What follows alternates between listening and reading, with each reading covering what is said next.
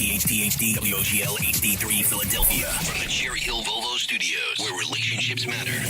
Always live on the free Odyssey app. This program is paid for by Investor Schooling. All opinions or statements expressed on the program are solely those of Investor Schooling or their guests and do not reflect the opinions of WPHT or Odyssey. WPHT, WPHT-HD, WOGL HD3 Philadelphia. From the Cherry Hill Volvo Studios, where relationships matter. Always live on the free Odyssey app. This is Investor Schooling Live with your host, Larry Steinhouse, CEO of Investor Schooling.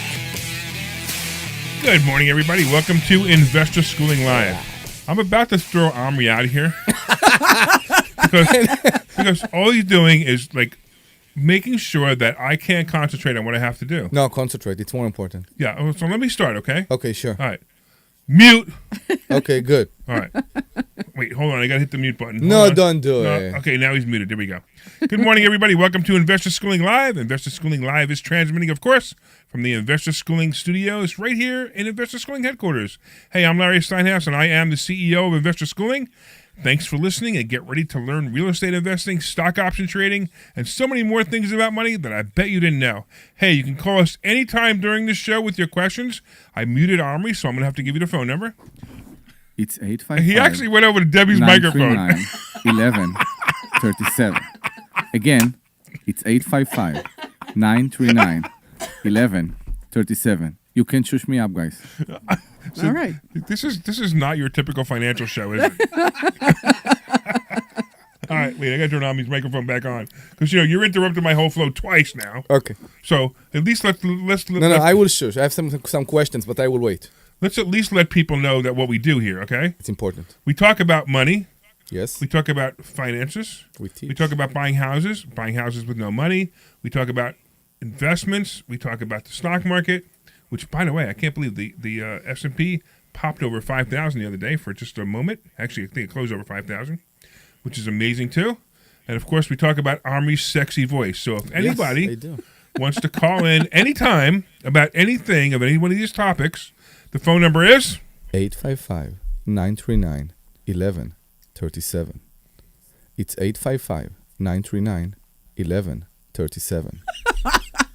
Now, for all you people who have really good stereo systems in your car while you're listening to that, first of all, I don't even know where you're going to go with that. I'm a little bit concerned. First of all, if you have a really nice stereo system in your car and you're listening on AM, there's something wrong with you anyway.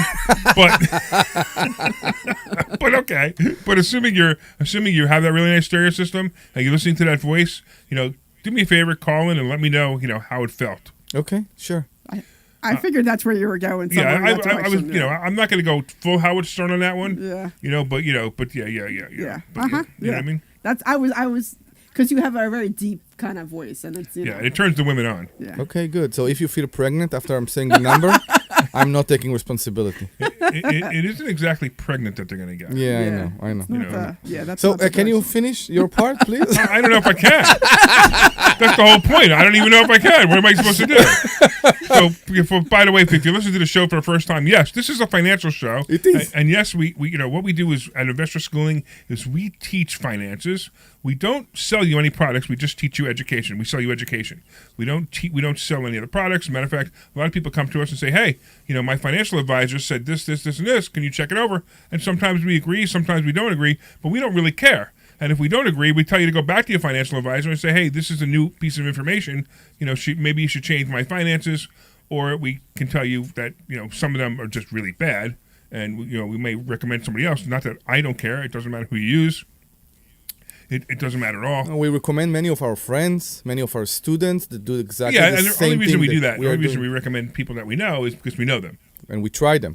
And we try them. And also, we let those people know that, hey, don't ruin my reputation. Me, Larry Steinhouse, don't ruin my reputation by messing up somebody's finances. So, so that's why we do it. But we make no money off it. We don't get any commission off it. And the reason we want to be that way always. First of all, it's illegal for them to pay us a commission unless we're licensed. Mm-hmm. But also, we want to be independent. We want to make sure that everybody understands that all we're doing is teaching education. We're teaching some of these things. All right, and we're not attorneys. We're not accountants. Correct. And we teach based on our experiences and personal successes. And we also often suggest that you have your attorney or accountant look over what we say. and that's fine with me. You can do anything you want. All right. The only reason I brought that up today is because I want to bring up some things later on. I want to talk about trusts and LLCs. Okay. Because I think it's important that everybody know the difference and why we buy almost all of our properties in trusts. And we're going to talk about that in a little while. But first, we need the update. We need What? the update on the Monroe property, Deb. On the Monroe property. All right. Latest is that the township is incredibly corrupt and Yes. insanely corrupt. So much so that, which is why I've been having so much trouble for the last year with this property, because they're so corrupt. So much so that the contractor has said something to me about bringing to the attention of, the authorities. But I will not do that until after Of course. the quad Yeah, is of course. done and the second one is built, and then we'll maybe get the authorities in on this place because it's that bad. Yeah, which you need is- to call the FBI. Yeah, we probably have to Yeah, call the FBI yeah. in on them. So The hard part is how are you going to prove it? Emails and recordings. Is there and enough information in everything you emails and can. recordings that you can prove it? You should. I don't. I know. Well, he has a lot of documentation, so I don't know. We'll see what happens. At this point, it's not gonna. I'm not doing anything until the quad has to be done, and then the other one has to be built. So nothing's gonna happen for the next 6 months to a year. Yeah, okay, anyway, that's so it fine. doesn't even matter. So if you are from the township and you want to prove us wrong, you're welcome to call at 855-939-1137. Anyway, everything is done on it. We're getting some holdups on the inspection because of the corruption, which is a little bit frustrating. But sheetrock should be starting next week. Yes. Whoa. So sheetrock should And be we're all starting going next down week. there. We're going down there in a couple, 21. couple The week weeks. after. Yeah, we're Yeah, going the down there a week couple after. weeks 21st, yeah. Yeah, the week after next. to take a look at it, take pictures of it, and see how it's going. So for you guys who listen to the show for the first time, Debbie bought a property about a year and a half ago, 2 years ago. Yeah, it feels like forever. Yeah. And she had some trouble with it, and most of it was bad contractors. All of it was bad contractors. Yeah, and the problem with the bad contractors weren't necessarily that Debbie picked bad contractors, which she did, but it was also because the township makes it very difficult for you to be a contractor in there. They want their cut. They want to keep their people. Right. They want and to keep their people, but cut- all their people are terrible. Yeah, but they're also Corrupt. paying people under Yeah, the table, there's which all we kinds of- discovered, right? So it's Yeah. not only the fact that you picked the bad contractors, you've been forced to pick the bad contractors because you had to work with people that have Right. been suggested, you can say, by No, the they're township. licensed in that township. Yeah, Yeah. and They we have don't to want be to, licensed. and we don't want to mention the township at the moment, and we don't want to mention the people because, we don't want to. Unless they call. No. The real reason is we can't prove it, so It's Yeah. so insane. we have to say we suspect them of corruption. Yeah. Because if not, we're going to be sued. I called my inspector, who I had very rough beginning with, and she's great right now, and I really appreciate her. Yeah. I called her this week because I think she's in her 70, and she knows everybody in Norristown. Right. So this is And when this is your Norristown property. Yeah, and I asked her for a suggestion about who still left in Norristown that restored old windows. Because my house is located in a historical district. I can't replace this window. I need to fix this window. And believe it or not, all the people... So at first, when I called her, she said, I can't recommend. I'm not allowed to recommend anybody for you.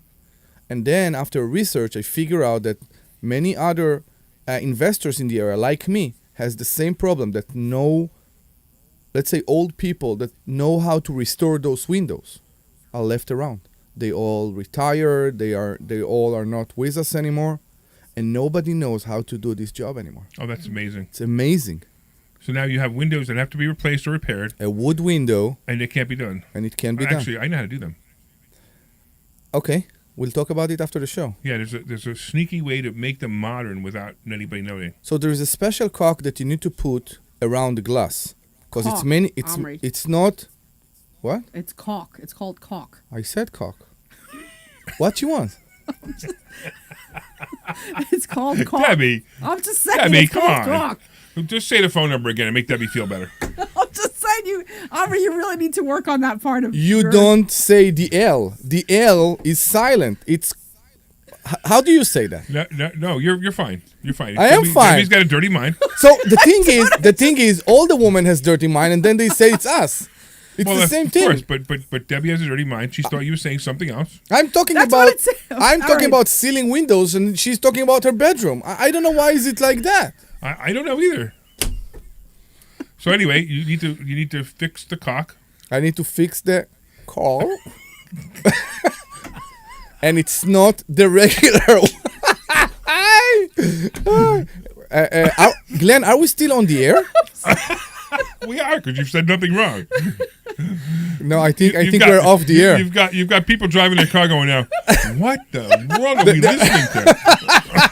Crashing into the thing. All right, yeah. So you talked about people listening in the car, Right. and I want to go back to my Tesla. Wait, we do that in a minute. No, it's but important. real quick, no, we will, because I just want to mention who we are, because I'm sure the audience is so confused right now. Yes, exactly. So I'm Larry Steinhouse, and you're listening to Investor Schooling Live, and you're listening to my partners Omri Morad and Dr. Debbie Anderson. Jeez. And what we do is we teach people about how investments and properties, and we talk about some of our own stories too. And that's basically what's happening here. Yes. So obviously, Omri has a cock problem. I don't have a cock problem. Are we still on the air? I want to clear that. Kirk, are we still on the air? We're still on the air. Go ahead. I'm not sure. So we have to make it very clear that she is a real doctor and not a sexological. How do you say the people that the sex therapy? I know we're really. She's a real doctor. I thought we were talking about your cock. So no. So Watch it, guys. no. I will spell that, even though I'm not He's so cocking his windows. good We've been about. talking about this. I mean, I don't understand. So I'm not. All right, let's get back on track. We're going to be You were thrown up the talking air. about Okay, your so car. go back really quick. Yeah. So you have to Go back fix to this your car. window. It's C-U. You need to- Wait, it's C-A-U-L-K. CH. C-H-U-L-K. CHAU. No, it's CAULK. Exactly. Okay. That's what I said in the beginning. Oh yeah, that's right. I'm gonna. Do you know English? By the way, you don't need to spell well to be a real estate To be So believe it or not, right? One thing I figure out, because you said about listening to your AM in the car, and we talked about. I consult with you about upgrading my infotainment system in the Tesla. You're gonna upgrade your entertainment system in the Tesla. Yeah, remember the bubble on the screen and all that. With the bubble on the screen, yes. That's Right. it. So So for you there's guys a don't know, we also bubble in make the fun screen. of this Tesla. Anybody know why this Tesla stock's going down lately? You know why? Because everything is a Omri common problem. Omri talks about his Tesla all the time, Because- and all the problems he has. He has a Tesla X that was originally sold for $120,000, 150 $150,000 with all the options, yeah. with all the options, and now the glove box, although it started working again. So the glove box started to work again. Elon allowed me to use my glove box. Elon allowed you. I guess. I don't know. Sometimes it works, sometimes it doesn't. And there are all kind of things that trouble me with the car, and make it very All hard. kinds of things trouble you with the car. Yes. Now, The glove box works. The heat works. The glove box started working again. the glove box started to work. Larry Now, tried you to need to break understand it. that a normal car has a glove box that have a little latch. Yeah. And it's a mechanical latch. You open the glove box. Yes. This thing has this electronic Feldergarb. Yeah. So that according you have to according to that- Tesla, right. the glove box itself has a computer, right. which seems unnecessary, but I don't know. So the glove box work. In order to change the infotainment system in the car to the upgraded with the Netflix and Hulu and all those things that I don't care, it costs like $2,000, but you don't get a radio. If you want a radio in your car, it's another $500. Wait. Well, make sure it has a AM. Wait. I'm confused. You have You to will pay for get the new audio system, the new screen with the navigation and all that, but not radio. If you want radio, You it's spent $150,000 for a car and you don't even get a radio. So now I have a radio. But Are in you the- serious? No. Now I have a radio. If I'm going to upgrade my system, I will need to add a radio to the. It's insane. Oh my god. It's insane. Who will put a system like a music system in the car that for $2,000 and doesn't have a radio? It doesn't make any sense to me either. It doesn't make any sense to But me just make sure it has AM. at all. Of course, I If need it to doesn't have listen. AM, you can't listen to your own voice. Exactly, I need to listen to myself. Right. How can I listen to myself? so- Only maybe the repeat. Yes. Yeah, because I need to be You know here. they have jobs for that. They For do what? like voiceovers. Like I do. Some of my day job stuff. I had to listen into somebody do the voiceovers for like some stuff I wrote. I wanted to do cartoons in the past. Well, very I'm much. just saying that like people get paid real money for that stuff. Okay. Yeah. What is real money? What is All right. unreal money? All right, hold on, guys. You guys you guys are having a private conversation. Yes, you gotta remember, exactly. there's at least 7 listeners out there that are listening to our show right now on AM. So most of our listeners right now are in the classroom, Yeah, I know. which is Right. So what I'm referring to is we actually having one of our events. we have an event about quarterly, and it's a Money Hacks event that we talk about. That we talk about different things. And you're right. Most of the listeners are in a classroom right now, which is kind of funny. Yeah. So we could keep talking about. Never mind. I don't want Whatever. to bring it back up again. Sure. 'Cause Glenn's going to yell at us. Exactly. But all right. So we talked about the test. We talked about that. So let's talk a little bit about something that might be important to somebody out there. Sure. Before they turn the radio off. How we hold properties. Mm-hmm. So a lot of times people talk about owning LLCs, and owning an LLC is a really smart idea for many, many reasons. First of all, it provides protection. So if you have your own assets, like in Tesla, and somebody sues you, they can get the Tesla. I bet Omri can't wait to be sued so he can give the Tesla up. But if he has an LLC and his company does something wrong, maybe the company owns a property, the LLC owns a property, and somebody trips and falls on the property, they can only go after the LLC. They can't go after Omri personally. So this is why people create LLCs. They're called limited liability corporations, and they were created so the small guy like us can have a corporation of the same protections as a corporation. Mm-hmm. And there's a couple of different types of LLCs. There's a single member LLC, which is what most people are, and then there's partnerships or multi-member LLCs. The nice thing about an LLC, if you're a single member, is you don't have to file a separate tax return for this LLC. So you're awarded all the benefits of a corporation, but you don't have to pay extra for tax returns. But there are also bad parts to that you can't file separate to your LLC. I agree, and I was just going to get into that. So Okay. I'm so glad you brought it up. Why don't you give the phone number so anybody can call and ask questions? Sure, it's 855-939-1137. 855-939-1137. One more? No. Okay. 855-939-1137. Oh, come on, now you're doing it on purpose. No, go.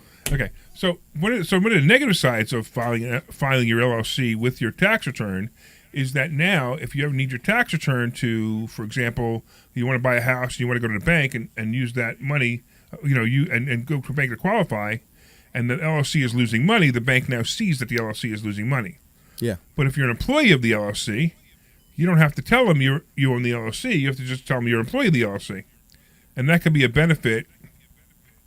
Especially if you have multiple LLCs like I do. I have about 9 companies now, and each one, some of them make money, some of them don't. I mean, unfortunately, it's going to happen. You're going to have companies that don't make money. Yeah. Matter of fact, it's very, very funny. They used to say that Trump, the Democrats, Trump filed bankruptcy, blah, blah, blah, blah, blah. Trump filed bankruptcy on 4 companies out of hundreds. You know how impressive that is to me? Mm-hmm. That is really, really impressive that out of hundreds of companies, he only filed for bankruptcy protection on 4 of them. That means he has hundreds and hundreds of successful companies. And I'm going to tell you right now, it's not easy to have a successful company. No, I it's don't not. care what you're doing. It's not easy. Now, it's easier if your successful company is just real estate, and that may be why he was successful in many of them. But like the Trump airlines, it didn't work. A lot of airlines go bankrupt. But let's go back to the LLC. So if you have an LLC, you afford yourself protection, and that's a big piece. Now, we personally, most of the time, we're going to buy properties not in LLCs. We're going to buy properties in trusts. And the reason we buy properties in trusts is because when we buy a property in trust, we have that protection, but now we don't have to file a tax return on the trust. It goes also to your personal tax or LLC or a personal tax return, but it also separates the property. So if you have an LLC and it has 5 properties in it, property 1 and property 5 are connected, or all 5 of them are connected. Mm-hmm. So if somebody sues you for property 1, something happened in property 1, I don't know, somebody tripped and fell, all 5 of those properties in the LLC are now at risk because they're suing your LLC. So what I do is I own every single property in a separate trust. Now, trusts are not hard to set up. A lot of people think they're difficult. Don't make the mistake of doing a living trust. It's not the same thing. Living trusts are a useful document, but that's not what we're talking about. We're talking about specifically, it's actually referred to often as a land trust, but I call it a personal property trust because that's what it basically is. You're turning your investment property into personal property, and it's a trust. It's a personal property inside that trust, and that trust will protect you almost as well as an LLC. It does have some limited protection, But if you make the beneficiary of the trust instead of you make the beneficiary of the trust the LLC, now you have the protection of the LLC as well. So it's extra protection each time. And that's why we suggest over and over again that people buy properties and buy them in trusts and buy them from day one. In fact, a trust can protect you from nursing homes or from bankruptcy or from crazy things that can happen. A lot of people go into nursing homes, a lot of people, in their new Rolls Royce or their really, really expensive car right now listening to us on AM are older because they have a lot of money, but they're used to listening to talk shows. They like talk shows, right? Yeah. So then in these expensive, I'm joking, but they're in these expensive cars, but they also have to protect themselves from nursing homes because they're going to get sick one day. We hope it never happens, but if you're going to get sick one day, 2 weeks ago. If you get sick and you go into a nursing home, the nursing home now wants all of your assets before you can go on Medicaid. And now, I'd rather have the government pay for my nursing home than me pay for my nursing home. Yeah, maybe the care won't be as great, but I'll be totally honest with you. If I'm lying in a bed and I don't really care. I can't even see anything outside the four walls anywhere. I don't really care if it's the A++ nursing home or the B+ nursing home. No, I don't agree with you. Well, it's okay. I'm just saying this is my opinion. I agree with your opinion too, but that's my opinion. I don't really care. So I don't want Some them of them taking are all very, my assets. very bad. I know that's different. Oh. But and then of course my relatives, my wife, my kids will make that decision what they want to do because if I don't know, I don't care. Yes. It doesn't matter to me. Now again, some of you may feel differently. That's fine. And there's insurances for this, and there's also other ways to take care of this problem. But if you haven't taken care of this problem, the last thing you want to do is you've got millions, like I've got millions of dollars worth of properties, and I don't want the nursing home getting my properties. I'd rather my wife and my kids get these properties. So now they're in trusts. They're in separate trusts. They can't touch these trusts. And that's a great way to protect yourself. Now, of course, we're not attorneys. We're not accountants. I just want to make sure that you guys understand that we teach this stuff based on personal experiences, and it's what we do. So I want you to understand we teach the concept. You can take the concept to your attorney, or you can do it on your own. I don't care. But just understand, I just want to put that disclaimer out there. So I want to go back to single-member LLC. Yeah, sure. So under single-member LLC, like you said, we can't separate it from our personal 1040 under the tax return. It has to be one filing, the LLC and our personal, because the LLC in the tax form is actually transparent to our own tax return. Only if it's a single-member LLC. Only if it's a single-member LLC. Now, sometimes there is a problem to that. For example, in my situation, I am using most of my profits in order to grow. Right. So, because I'm doing that, I'm not draining out my LLC. I'm taking a certain amount. You're making no money in your LLC. I am making money in my LLC. Okay. But on my private side, I'm taking only some money, not all of it, to my personal account. Okay, in order to live, in order to pay rent, in order to do grocery shopping, in order to pay for my kids' education. Now, the government don't care. The government look at that and they said, we don't care that your LLC made 100 or 200 or whatever it is a year. That's what you made. You only took 45,000 to your personal account. You only use 45,000 to your personal account. It's your problem. You still pay tax for the full profit the LLC did this year. The problem with that, true, and there's nothing wrong with that. By the way. I know, but the problem with that is when you want the benefits from the government. I can pay the tax, but if I'm living under a certain amount, I don't want to pay the high amount for insurance or for health insurance, for example, right? I want to show that that's what I'm living. I'm living from $5,000 a month and not from $10,000 a month. So there is a way to solve that problem. So my question to you is, and it just popped to my mind, if I don't want to put myself on a salary and to do a W-2, which I think was that's the answer. Yeah. The solution. That's the can answer. you I know that's I know your mind already. Okay. So can you 1099 yourself? You can, but you still need to file a separate tax return for your LLC. I know, but the 1099 is an approved document to show how much you actually made. So it's a W-2 or a W-9. You can use the 1099. You don't even need 1099 because it's actually a dividend that you would be taking from your LLC. Yeah. And you would have to pay taxes on it, but it's okay. Just So we'll have to talk off the air because it gets a little personal. Yeah. But you can turn a single member LLC into a partnership by simply including your wife. Adding a member.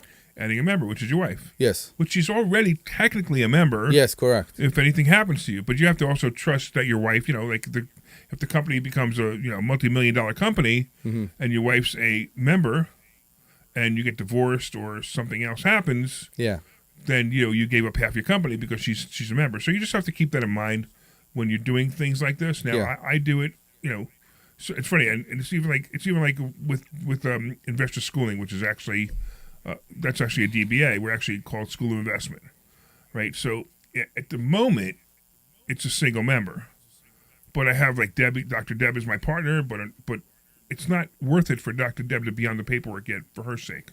In fact, it's probably detrimental for her at the moment, and we'll talk about. I don't want to talk about the reasons for that, but there are reasons that we would keep her off. But this company is actually it's not even an LLC, it's actually an S corp. It's a C corp now.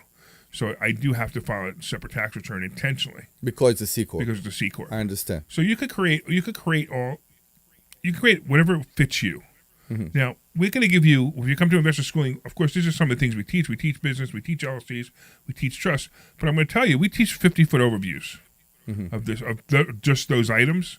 And we're going to give you suggestions. We're going to give you strong suggestions to go to your attorney with and say, hey, these are the situations I'm in. This is what I need to do. This is how I need to solve this problem, because they've talked to us. Like they were coaching appointment with me. I'll give them specifically things you want to say to your attorney. Because a lot of people don't know how to use attorneys. They go to an attorney and they say, hey, I need a trust. And the attorney says, oh, okay, let me open up my book. Okay, this is the trust we normally use, which is a living trust. Living trust, yeah. And it's not what we're talking about. There are times to use a living trust. Most of the time, most average person does not need a living trust. The average person does not need a living trust. We had students that came here. I know, and they didn't listen to me, and they did it wrong, and they could, I got my trust. Let me see it. Oh, it's a living trust. Why did you do this? Well, I went to my attorney, and he said it was supposed to be a living trust. I said, it's not supposed to be a living trust. You did it wrong.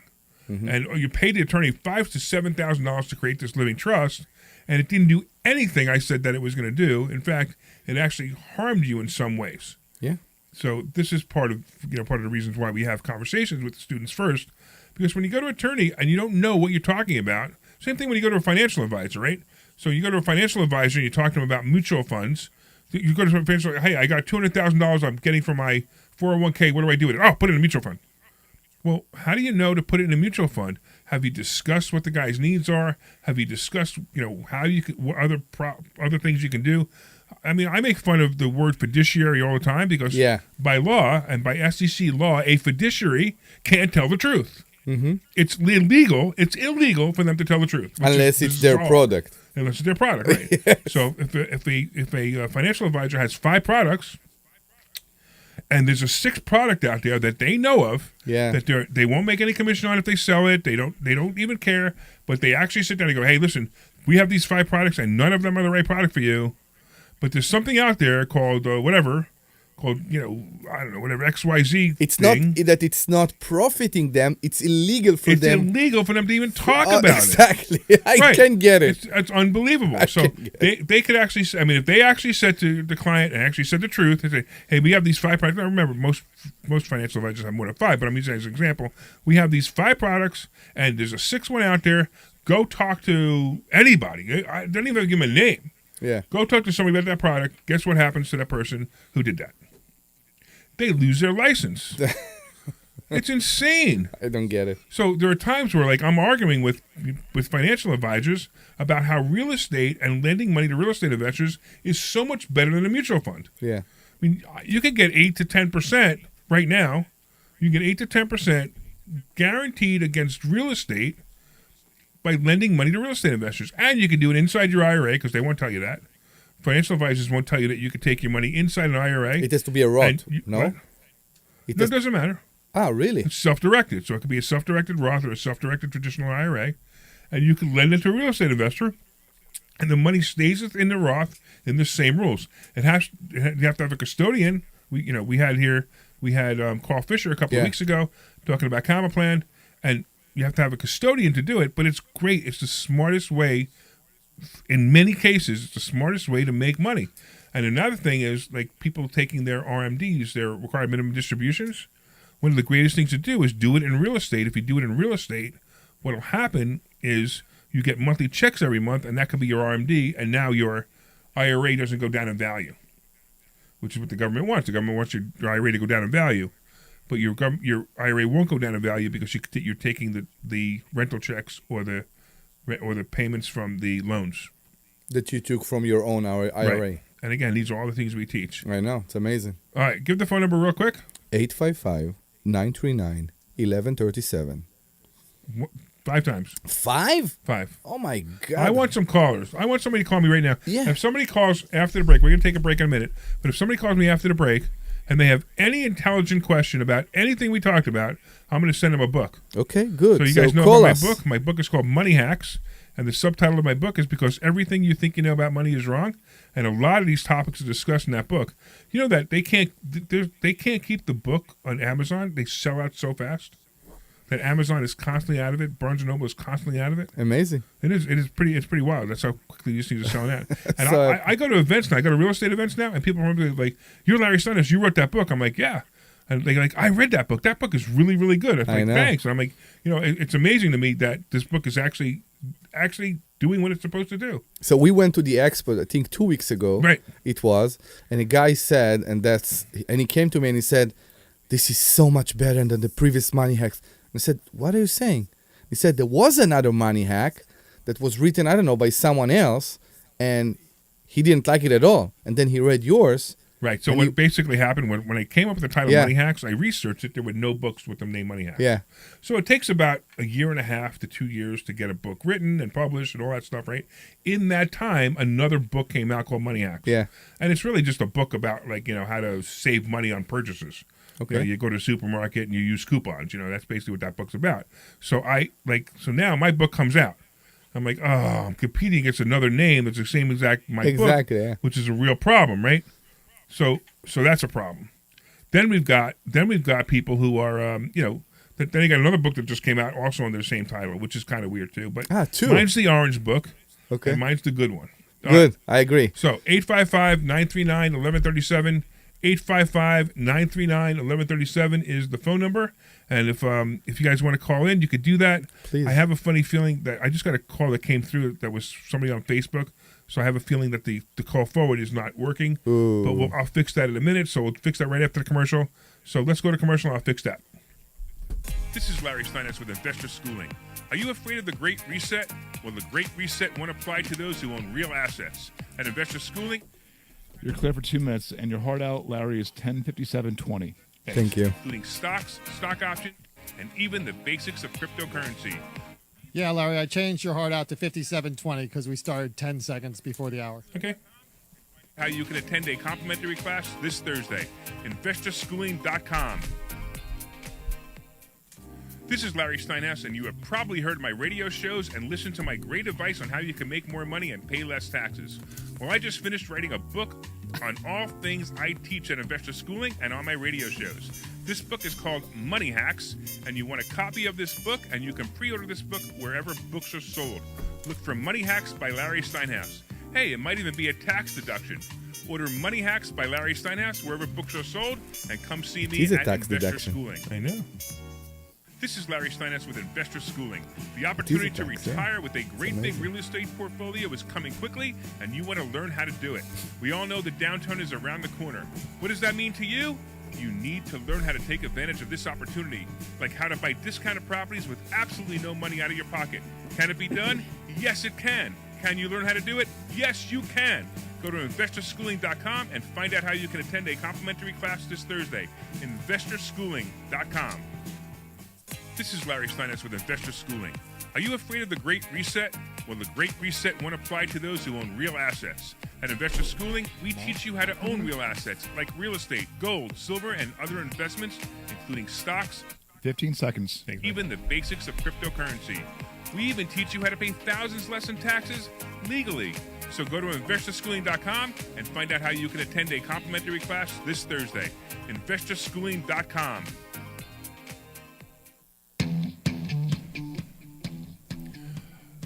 All right, everybody. Welcome back to Investor Schooling Live. I am Larry Steinhouse. I'm here with my partners, Omri Morad and Dr. Debbie Anderson, and we are talking about LLCs and trusts. And I want to let you guys know, a lot of people called before the commercial.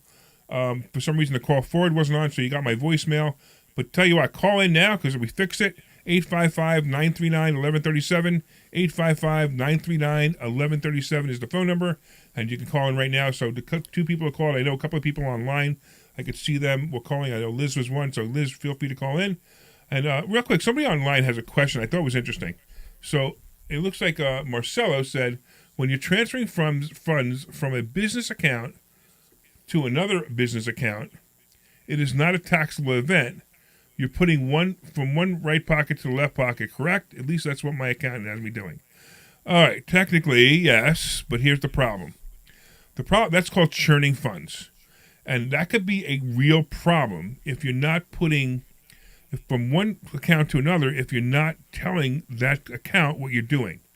So in other words, if you have ABC Corporation, XYZ Corporation, they're separate business accounts. But XYZ Corporation is making money and ABC Corporation needs some money to survive. If you take money from XYZ and you just transfer from bank account to bank account, well, now ABC and XYZ are now the same company according to the IRS. And according to anybody who sues you. So you've now made two companies, one company, just by one transfer. So be really, really careful that you don't do it that way. It counts as equity? No, it counts as expense. It's churning funds. It's basically saying, hey, you're using funds from XYZ to pay ABC and ABC to pay XYZ. You can't do that. But XYZ and ABC can have a agreement between them that says they're going to lend each other money. So XYZ is contributing the money to ABC. It's not a member investment. It's not a member of XYZ that investing in ABC. Right. So now you own two LLCs. The question is this, and I see this come up a lot. So the question is this, you own two LLCs. One's ABC, one's XYZ, right? Mm-hmm. And they're all in the same bank. Yes. And you can easily do transfers on your bank inside, from the bank portal. You can do a transfer of money. So let's say XYZ needs to lend ABC $2,000. Yes. Or ABC needs $2,000 and XYZ has an extra $2,000 and you need the $2,000. Well, what do most people do? They take the lazy way out and they just transfer the $2,000. Great. You better record that as a loan. Exactly. From XYZ. You better record that as a loan because if you don't record that as a loan, then you've just created one company. Mm-hmm. And be really careful because the IRS and the courts will look at it as one company. That you will literally be breaking the corporate veil. So somebody sues XYZ, they can also get money from ABC. Yeah. So be really, really careful that you really have some strong accounting when you do that. And if you want to call on that too, Marcel, if you want to call on that, we're more than happy to talk to you about it. 855-939-1137. Please call us. Yeah, and also I want to make sure that I made the call forward work this time. Yes, please do. I have a question for you. So I think we have a call because I see that we'll find out in a minute. Kirk was with us. Realtors. It's coming. We know the problem. We know that every time we're dealing with realtors, we experiencing technical difficulties. Okay. Anything specific you're talking about? So I'm trying to understand because you are the expert on this. How long after someone is signing with a realtor you can approach to them personally to purchase a property? Okay, that's a really good question. Okay. And another, I have a sub question to that. Okay, hold on. Let me answer that first. Okay, sure. All right. So here's what Army's talking about. So first of all, we don't like to deal with realtors. Realtors don't understand what we do, but that's a problem in itself. There are few that knows how to deal with investors. Okay. Most of them are so by the they book. Don't know. Right. Yeah. But here's the question. So let's say your neighbor puts their house up for sale, because it doesn't matter whether it's an investment property or regular property. Your neighbor puts their house up for sale, and they have a for sale sign out, and it's whatever, Joe Smith Realtor. Sure. And he put Joe Smith Realtor on the sign. Now, Joe Smith Realtor was hired by your neighbor to sell their house, correct, which is fine. But then you want to walk over to Joe Smith and say, "Hey, I see your house is for sale. I want to buy your house." You could do that any time. You could actually negotiate with Joe Smith. So even though I knew about the fact, I Not knew Joe that Smith. the house is you for can negotiate sale. with your neighbor without Joe Smith. Okay. But if we go, I mean, crazy anal here, okay? The sign have been put Right. by the realtor. So Okay. I knew about the sale because of the Well, let me sign. continue because there's another piece here. Okay. Okay. You don't have an agreement with Joe Smith, the realtor. Correct. The seller does. Yes. You can go over to the seller. You can knock on their door. You can sit down. You can negotiate the whole deal, and now you could even sign paperwork between you. It doesn't matter. Yes. But because your neighbor signed an agreement with Joe Smith needs to be paid. Anyway, even if he Paid- wasn't part it of the has deal. nothing to do with the deal. He's going to be paid anyway. Okay. That's the difference. For how long? As long as it's listed, and usually up to 90 days after. So if Joe Smith's listing runs out, and then you went over to the house 90 days later and said, "Hey, I see you didn't sell your house. I spoke to you. I spoke to Joe Smith, whatever, and now I want to buy your house." You can do that. Let's do this. Let's go over to the phone real quick. The first person we got is Liz. What's going on, Liz? Good to talk to you. How are you? How are you? Good. Yeah, I have a question. So my house is now in my name and paid off, and I'm about to, but I do have a lawyer I'm working with about to possibly sign off on an irrevocable trust. Okay. I don't know if I heard you wrong, but I do have to file a tax return. You do an irrevocable trust. On an you do. irrevocable trust, Yeah. right? Yeah. But yet I wouldn't have to claim it All right. that I own this. All right. So without getting super personal, all right. So Okay. I'm not a big fan of irrevocable trusts, but there are times when you need them, and it's usually for times where maybe you have a handicapped child that you're leaving money to, or something's going on with you where you need to get the stuff out. So those are times I highly recommend it, but there's also exceptions to that. So I'm going to be really, really careful that when you're talking to your attorney about an irrevocable trust, because here's the thing about an irrevocable trust: it's irrevocable. It can never be changed. So you put an asset in that trust, like such as a house, and you say, for example, the beneficiary is your son, it cannot be changed ever. So if 5 years from now you change your mind and say, you know what, I don't want to do that anymore, You have to sell it. You can't do it. No, you can't do it. So that's why I want you to be really, really careful when you're using irrevocable trusts. It's like a tattoo. It stays with you for the rest of your life. And I actually have two questions. I do understand that, and the only reason I'm doing that is because I am a single mother. I want this money, this house that's paid off, to go to my children. And if something were to happen to me and I go into I don't want it to go to the government or to nursing. So that was my reason. I will never change my mind. It's going to be my children. Nothing's ever going to change. And, I'm a little up there in age. I don't know. You don't know what's going to happen. I just want to make sure they don't take anything from them. But my second question was, how would that work then if I used investor schooling? And would that still protect them the same way? I just want them protected. Okay. So they would get the money. I don't.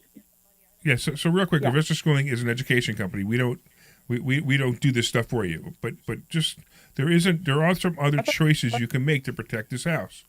And here's a really good one. And assuming your health is good, I would actually encourage you, believe it or not, to take an equity loan or a home equity line of credit on your house, buy a life insurance policy, overfund the life insurance policy, make the beneficiary of the life insurance policy your kids, and you can even put the life insurance policy into the trust.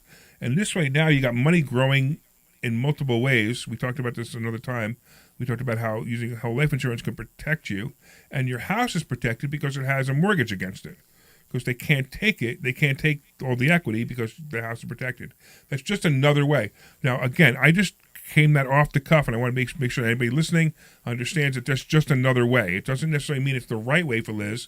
And Liz could.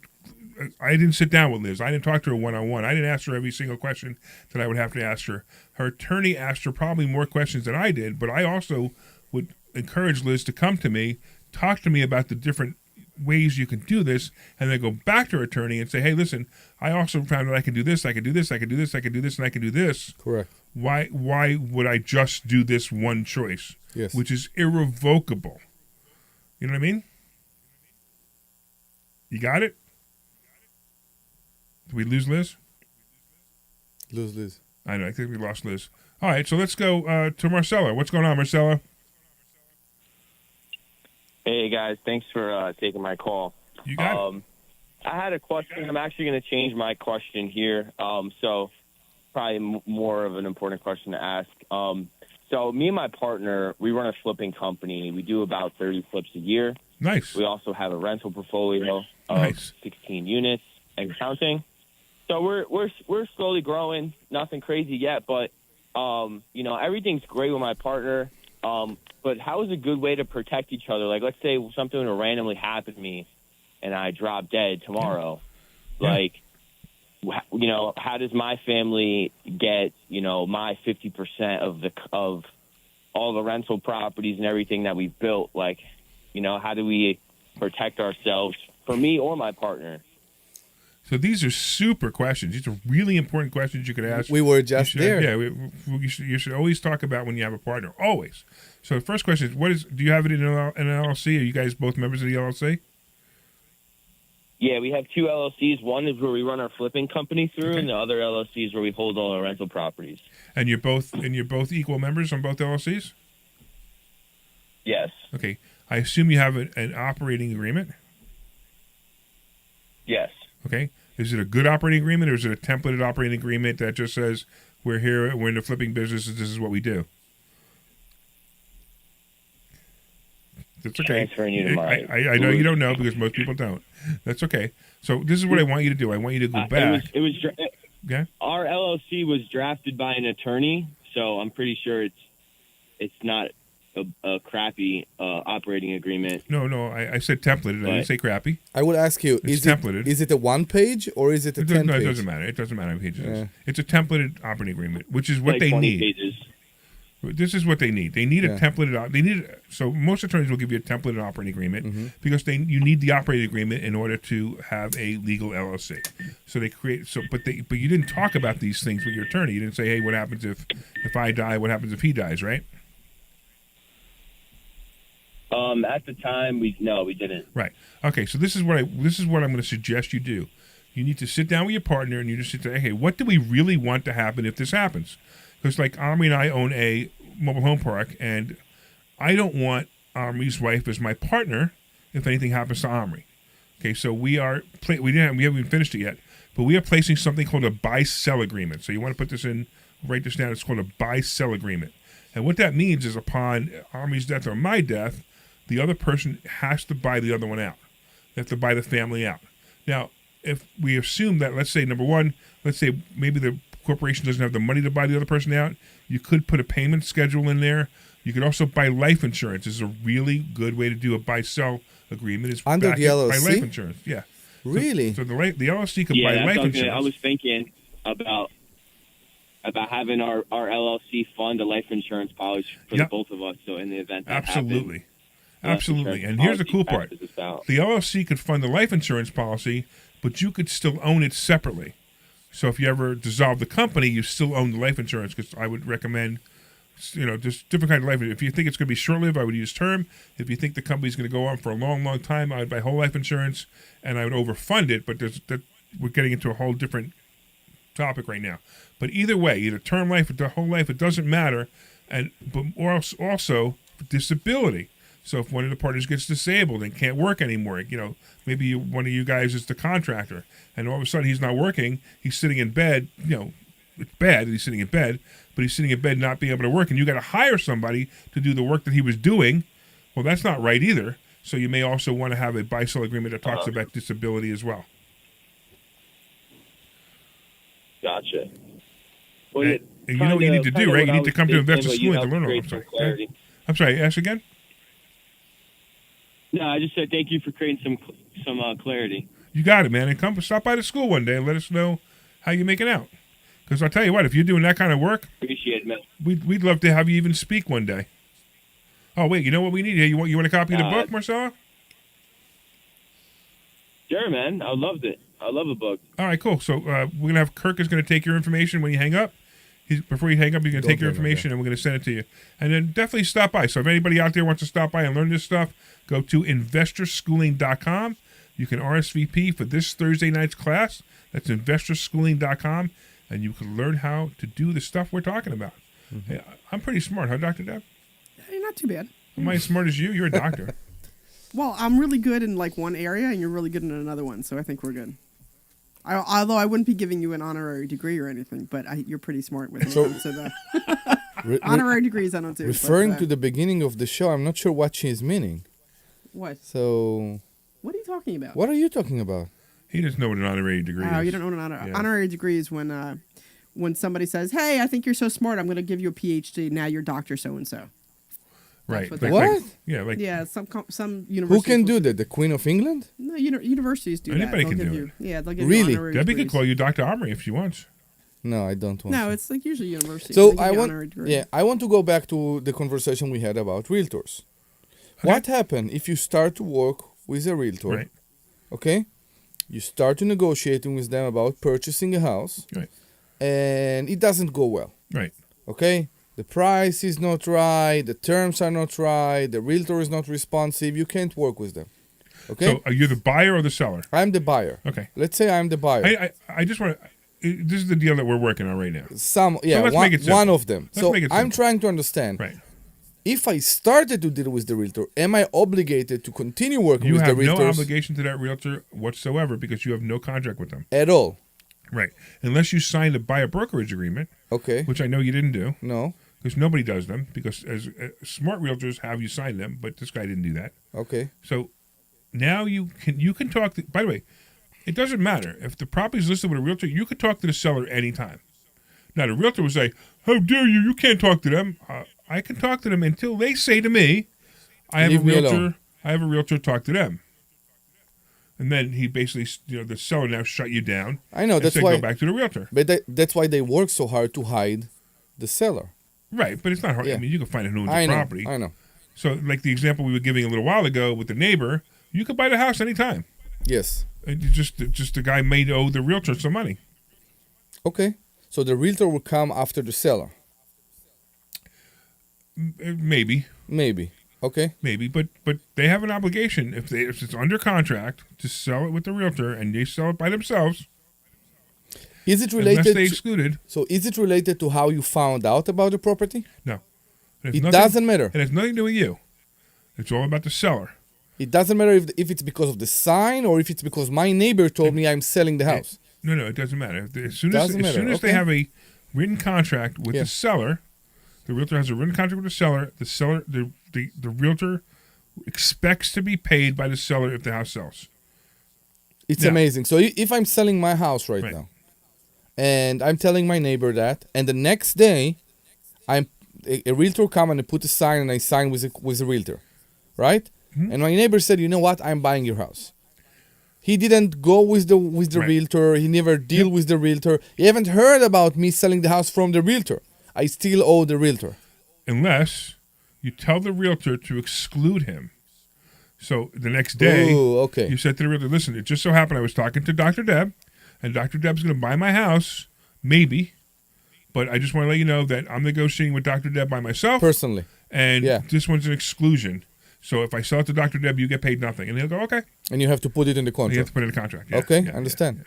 Yeah. Now, in our thing, we're trying to buy that apartment complex, and the realtor is a real pain. Mm-hmm. He's a real pain. Yeah. Instead of a realtor. I don't know, whatever. Okay, it was a really bad joke. I get it. But with this guy, I've told the realtor flat out. I said, if you would get out of the way, I would already have this under contract. Yeah, he refused to let us, even when we were extremely close to closing, he refused to let us sit in front of a table with him and with the buyer. Right, which he with the doesn't have seller, to I'm do. sorry. That's really the seller's part. We don't really know what he's communicating with the seller. Yeah, exactly. But the reality is, now the listing expired. He doesn't have the listing anymore.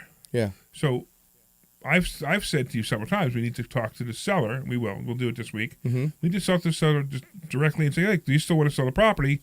Because if you do, we're buying it." Yes. And that's what we're looking to do. Mm-hmm. So we'll talk to him this week, and we'll let everybody else know basically what happened. Of course. Let's do that. So, hey, do me a favor, Glenn. Put in the chat what the time we're out is. I completely forgot already. 57. So, anyway, I completely forgot. All right. So what else we got? We got about 5 minutes. Not even. I think we got 3 minutes. I'm not even sure. So we got like 3 minutes. I'm going to talk real quick about the stock market.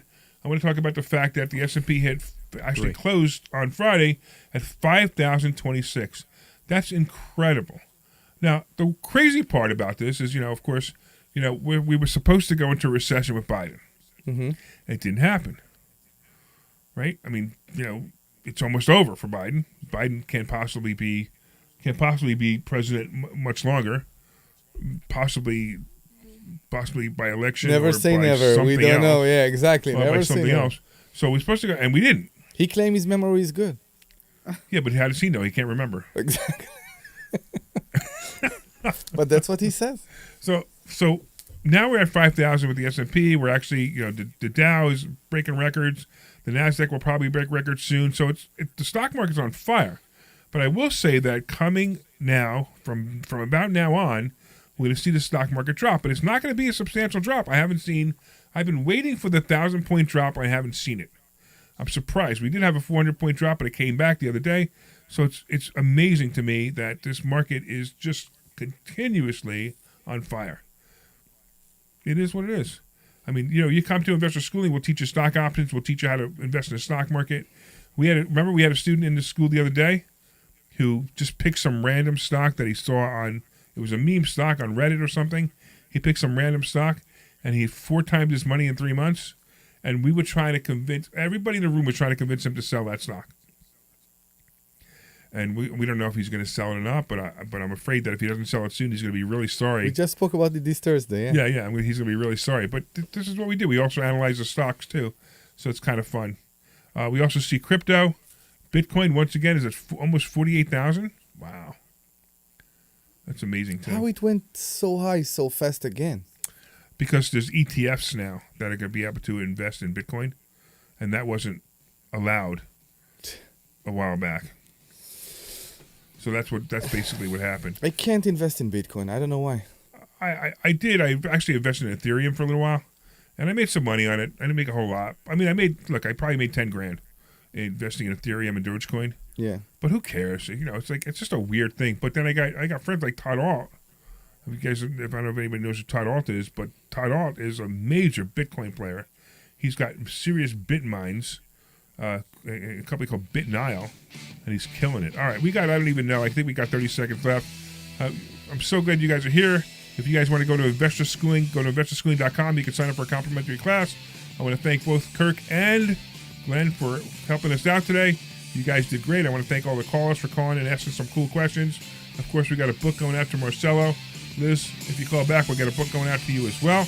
And if you guys want to stop by this weekend or this Thursday night, go to investorschooling.com. That's investorschooling.com and take a free class. This program is paid for by Investor Schooling. All opinions or statements expressed on the program.